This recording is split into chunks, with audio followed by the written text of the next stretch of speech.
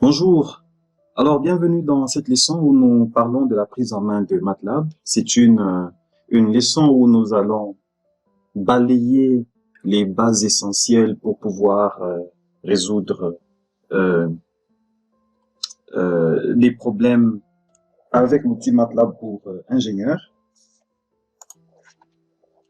Alors, ce chapitre a pour objectif de présenter les fonctionnalités de base de ce logiciel et de manipuler les commandes les plus utiles pour débuter. Les possibilités de calcul avec le logiciel MATLAB étant très vastes, ici, on va juste présenter les commandes de base, celles qui peuvent vous être utiles dans les cadres des calculs dans le domaine des sciences de l'ingénieur. Et donc, toutes les commandes qui vont suivre, nous allons les saisir dans la fenêtre de commandes. Et chaque ligne de commande, on va chaque fois la valider par la touche entrée du clavier pour la prise en compte par le logiciel. Alors, qu'est-ce que nous allons voir de manière précise dans ce chapitre? Nous allons parler de la création de variables, nous allons parler de la création des vecteurs, de l'indexation des composantes dans un vecteur. Nous allons parler du tracé des courbes. Nous allons faire une mise en forme élémentaire des courbes. Nous allons faire de la notation des graphiques. Encore, je voudrais dire que ici, dans ce chapitre, tous ces éléments, nous allons vraiment les condenser pour que ce soit un fondement solide qui nous facilitera par la suite à exploiter la documentation écrite que nous pouvons avoir à notre disposition de n'importe où sur le web. Et donc là, nous lançons notre outil MATLAB et nous nous retrouvons directement sur l'interface du logiciel. Je rappelle ici que notre interface, il présente un ruban standard au-dessus, où nous allons passer la totalité de notre temps sur l'onglet Home, où nous aurons les outils de gestion de fichiers, les outils de gestion de variables, les outils de gestion de codes, l'outil Simulink, les outils de gestion de l'environnement, où nous pouvons gérer les dispositions de notre interface, et les ressources qui nous donnent de l'aide et bien entendu une formation si vous avez un compte MathWorks. Alors ici sur notre zone où nous allons faire nos opérations, nous avons juste en dessous du ruban une barre d'adresse où nous pouvons nous positionner dans un répertoire qui sera notre répertoire courant de travail. Par défaut, il me sort ce répertoire, mais je peux le changer à volonté. J'ai ici le répertoire courant. Alors dans ce répertoire courant, qu'est-ce que j'ai? J'ai des fichiers qui se trouvent dans le répertoire et que je peux directement appeler au besoin pour faire des manipulations. Là, j'ai l'espace de travail, le workspace, qui me permettra de gérer les variables qui sont en cours d'utilisation dans ma session MATLAB. Et ici, j'ai la fenêtre de commandes où je passerai toujours mes commandes MATLAB.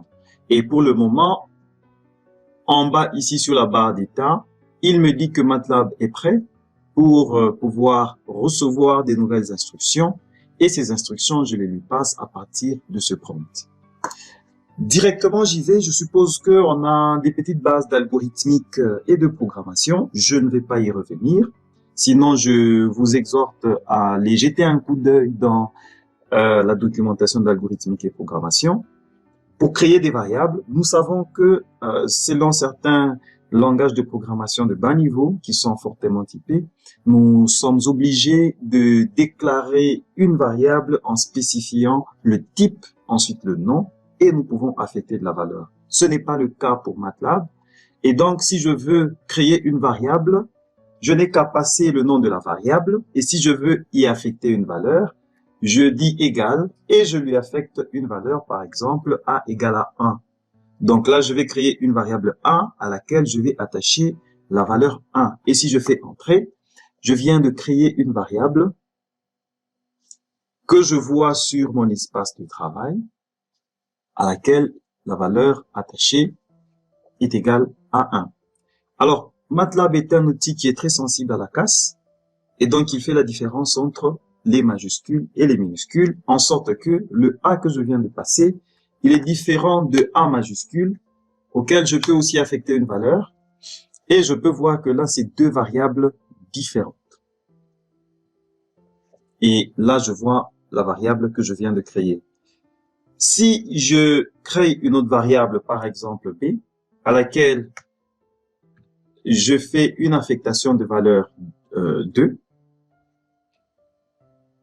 et que je fais suivre la ligne d'instruction d'un point-virgule, je fais entrer, je vois bien que je viens de créer ma variable dans l'espace de travail, mais ici, il ne me renvoie pas le résultat sur ma fenêtre de commande. Et donc là, je dirais que le point-virgule va me servir tout simplement à masquer le résultat sur la fenêtre de commande. Je peux effectuer des opérations sur les variables qui sont dans mon espace de travail. Je peux par exemple effectuer les opérations de l'arithmétique. A multiplié par B, il me donne le résultat dans une variable spéciale qui s'appelle ans, et il me sort ce résultat-là. Je peux dire par exemple A plus B plus A, et il me donne le résultat de mes opérations. Alors, si je considère la série de données qu'il y a sur cette capture, je vais les prendre sous la forme des vecteurs. Et donc, j'ai un vecteur de données X qui a pour valeur toutes ces valeurs que j'ai sur la première ligne, un vecteur de données Y1 qui a les valeurs de la deuxième ligne, et un vecteur de données Y2 que j'ai sur la troisième ligne. Je peux les encoder sous MATLAB de la manière suivante. Alors là, je vais nettoyer ma fenêtre de commande en utilisant la commande CLC. Je fais entrer. Cette manipulation nettoie la fenêtre, mais ne supprime pas les variables qui sont dans l'espace de travail. Je vais donc écrire X égale, et donc pour définir mon vecteur, je vais mettre les éléments entre crochets. Je vais placer les éléments de mon vecteur. Je précise ici qu'il s'agit d'un vecteur ligne, donc les éléments sont horizontaux, alignés de manière horizontale. Je vais séparer mes éléments du vecteur par des espaces. 10, 20, 30, 40 et 50. De cette manière, je vais définir mon vecteur X. Je mets un point-virgule et je valide. De cette manière, je viens de créer un vecteur d'éléments X. Je vais définir le vecteur Y1. Alors, je peux aussi, au lieu d'écrire les éléments séparés par des espaces, je peux les séparer par une virgule. Alors, je sépare les éléments de Y1 par une virgule. J'ai 0, 16, 35, 49, 25 et 6.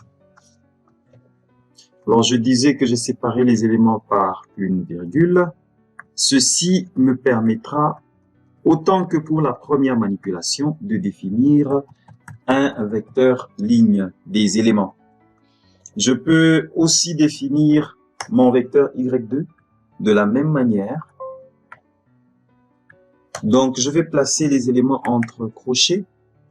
Et là, je peux avoir mes éléments 0, 12, 21, 36, 49 et 56. Voilà. Et donc ici, nous voyons que chaque composant du vecteur que nous avons créé, je le valide par la touche Entrée. Je peux vouloir visualiser le contenu d'une variable, par exemple la variable X. Je fais Entrer, il me sort toute la série des éléments de la variable X. Et chaque élément de mon vecteur X sera stocké dans une variable X entre parenthèses avec un indice. J'écris comme ça pour dire qu'il s'agit d'un indice numérique qui me donnera la position de cet élément. Alors, je voudrais dire ici que les indices des lignes ou des tableaux dans MATLAB ne commencent pas par 0, mais ils commencent plutôt par 1. En sorte que si je veux visualiser le deuxième élément ici de mon vecteur, mon indice sera égal à 2 et donc je vais appeler l'élément x entre les parenthèses. Je mets l'indice 2 et si je valide, je sors l'élément qui est à la deuxième position, n'est-ce pas, de mon vecteur. MATLAB propose également des fonctions qui peuvent nous permettre de créer automatiquement des vecteurs. C'est par exemple en utilisant les 2 points, je vais créer un vecteur U où j'écris élément de départ, je dis 8, je mets 2 points, je mets un pas d'incrémentation, je mets 2 points et je mets une valeur finale. La valeur finale, je mets par exemple 12. Voilà. Alors cette fois-ci, je ne mets pas un point virgule.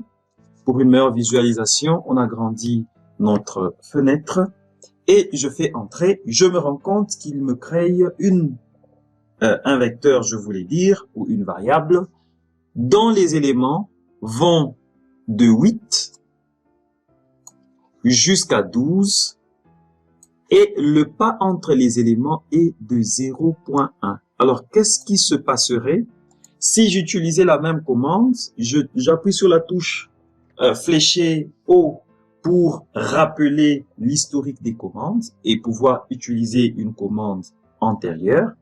Là, je supprime le pas que j'ai utilisé tout à l'heure. Je garde juste la valeur de départ et la valeur d'arrivée. Quand je valide, je me rends compte qu'il me donne un pas par défaut de 1. Et donc, quand je veux créer une matrice ou un vecteur, en utilisant cette façon de faire, je n'aurai qu'à spécifier une valeur de départ, une valeur finale, et entre les deux, je peux mettre un pas s'il est différent de 1, et les 3 éléments séparés par les 2 points.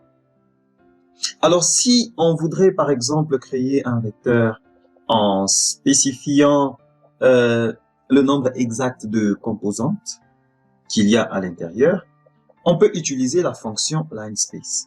Par exemple, si je dis là, si je veux créer le même vecteur ici, je sais que c'est un vecteur qui a 41 éléments. C'est ça qu'il me montre là. Je veux préciser que mon vecteur doit avoir 41 éléments. Par exemple, cette fois-là, je dirais U sera égal. J'utilise la fonction linspace. J'ouvre la parenthèse. Et dans cette fonction, alors ici, je suis sur la version de MATLAB 2020. J'ai une assistance dynamique qui me permet, qui me facilite l'édition de mes fonctions. Si vous travaillez sur une version légèrement ancienne, vous allez vous rendre compte que cette assistance n'est pas forcément dynamique. Ce n'est pas grave. Je donne donc la valeur de départ qui est de 8. Et je voudrais lui donner la valeur finale qui est de 12. Si je m'arrêtais là, il va me donner un nombre d'éléments par défaut. Alors avec la fonction linspace, il me sortira 100 éléments. Mais ici, moi, je voudrais qu'il me sorte 41 éléments. Et je ferme la parenthèse. J'appelle ma fonction et donc je vois ici qu'il me crée ces éléments-là. Si je voudrais par exemple par la même fonction qu'il me sorte 4 éléments, donc il va calculer le pas d'incrément par lui-même. Donc jusqu'ici, nous avons balayé un peu d'éléments sur la création de variables. Nous avons balayé un peu d'éléments sur la création de vecteurs. Je voudrais insister que je suis en train de faire un condensé pour permettre d'avoir une vue d'ensemble qui nous permettra par la suite de pouvoir résoudre des petits exercices dans le calcul scientifique avec l'outil MATLAB. Donc, après avoir suivi cette leçon, je vous recommande vivement d'exploiter la documentation écrite qui revient avec un plus grand nombre d'éléments, un plus grand nombre d'outils ce qui vous permettra d'avoir une bonne compréhension et une bonne maîtrise de l'outil MATLAB.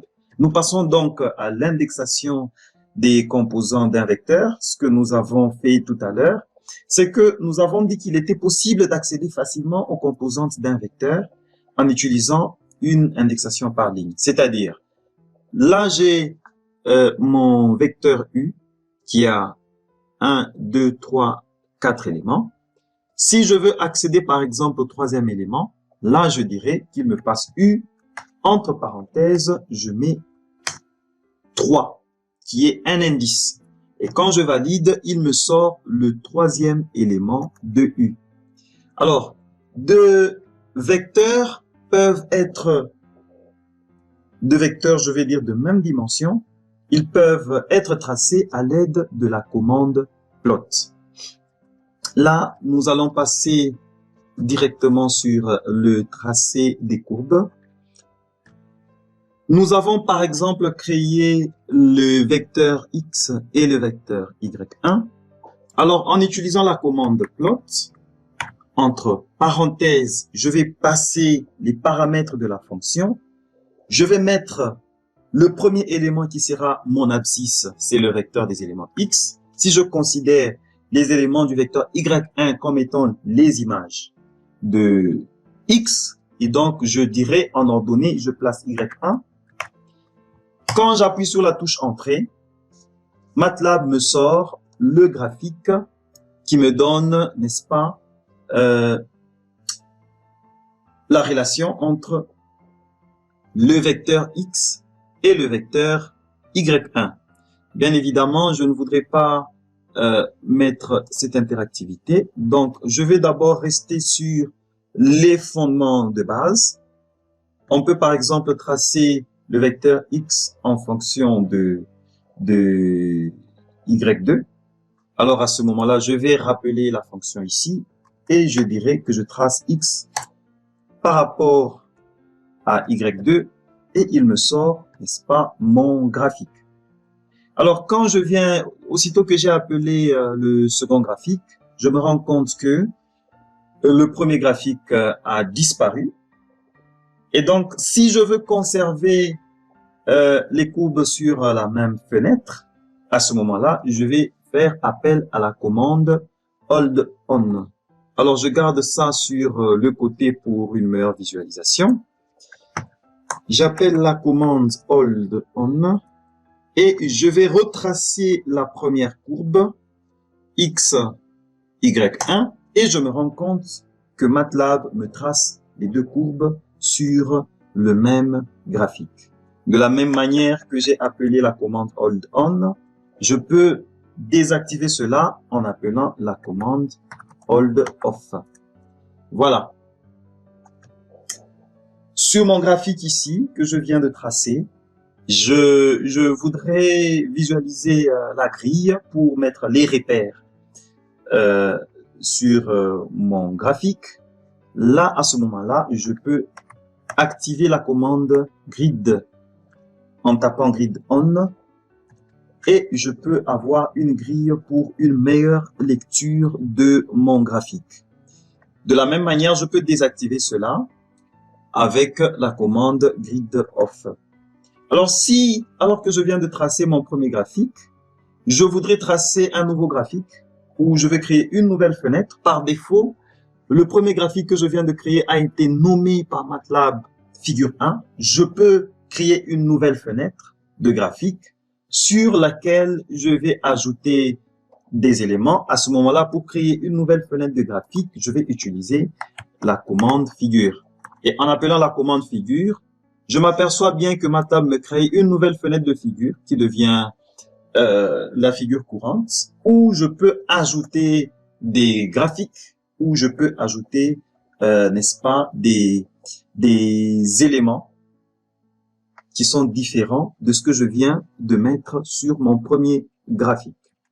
Jusqu'ici, dans notre résumé, nous avons balayé jusqu'au tracé des courbes. Alors, j'ai pris juste la fonction plot, mais je voudrais ici préciser qu'en allant exploiter la documentation de MATLAB, je vais juste taper doc plot pour qu'il me renseigne sur la documentation de MATLAB.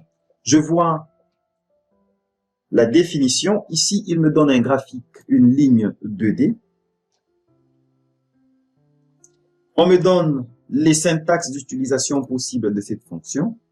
Là, on me présente la fonction, comment l'utiliser dans toutes les syntaxes envisageables. On me présente des exemples d'utilisation de la fonction. Comment je peux faire un graphique à plusieurs lignes. Comment je peux faire un graphique à partir des matrices. Comment je peux faire la mise en forme de base d'une courbe.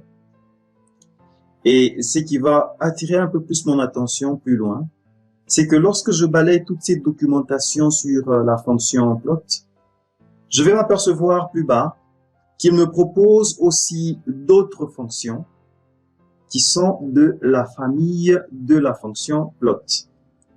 C'est entre autres la fonction hold que nous avons utilisée, mais il y a aussi la fonction légende. Il y a la fonction log qui nous permettra de tracer des graphiques logarithmiques à l'échelle logarithmique. Il y a la fonction plot3 qui nous permettra de tracer par exemple des courbes en 3 dimensions. Il y a des éléments qui nous permettent, n'est-ce pas, de mettre les étiquettes des axes, des éléments qui nous permettront de gérer les limites des axes et ainsi de suite. Donc je veux dire ici que je n'ai parlé que de la première fonction de base, mais il y a beaucoup d'autres fonctions. Je retourne sur ma fenêtre et là, je vais à nouveau visualiser mes graphiques. Donc, je suis là et je vais supprimer l'autre figure que je venais de créer tout à l'heure parce que je ne vais pas tellement l'exploiter. Nous allons parler de l'élément suivant. Ici, c'est la mise en forme élémentaire des courbes. Alors là, je voudrais mentionner qu'il y a des fonctions de mise en forme des courbes qui sont disponibles. Et la fonction plot que nous avons utilisée tout à l'heure accepte un troisième argument qui est certes facultatif, mais qui nous permettra de spécifier une mise en forme pour les courbes. Et sur le tableau qui suit, voilà, sur ce tableau, on présente une mise en forme élémentaire des courbes. C'est-à-dire, l'argument qui suit, si par exemple nous voulons spécifier la couleur, on peut mettre par exemple B pour que la courbe soit tracée en bleu. On peut mettre G pour qu'elle soit tracée en vert pour green, R pour red, C pour cyan, M pour magenta et ainsi de suite. Alors voyons ce que ça donne sur notre graphique. Je vais donc prendre, voilà, le tracé de X et Y. Y1, je vais dire. Je vais garder juste celui-là. Alors, je garde la grille. Sur ce graphique, qu'est-ce que je vais faire? Je vais lui dire qu'il me trace la courbe en magenta, M. Alors, quand je valide, je vois bien que là, il m'a passé la couleur que je lui ai demandé. Je peux choisir un type spécifique de marqueur. Alors, pour choisir un type spécifique de marqueur, il suffira, n'est-ce pas, de prendre un de ces symboles. Si je veux que mon marqueur soit, par exemple, des petits losanges, il suffira de mettre D. Et donc, j'y retourne. Je veux que ma figure puisse prendre des petits losanges. Donc, ça sera ici M pour la couleur. Je le fais suivre de D pour qu'il me trace cela en des petits losanges. Et je m'aperçois bien qu'il va me relier, il va tracer les différents points de ma courbe par des petits losanges. Je peux vouloir que ça soit, par exemple, des points. Et là, j'ai les points. Je peux vouloir que ce soit des astérisques. Et là, ce sont des astérisques. Donc, n'est pas aussi sophistiqué que ça. Je peux vouloir un style de ligne spécifique. Donc là, il y a le marqueur qui va marquer, n'est-ce pas, les différents sommets ou les différents points. Mais je voudrais que, par exemple, que je mette un style de ligne. Alors ici, je veux mentionner que si un style de marqueur est spécifié sans aucun style de ligne, il n'y aura pas de ligne qui est tracée. C'est ce que je viens de faire tout à l'heure. Mais maintenant, si je voudrais qu'il y ait un marqueur et qu'il y ait un style de ligne, par exemple, qu'il y ait les pointillés, je vais mettre 2 points.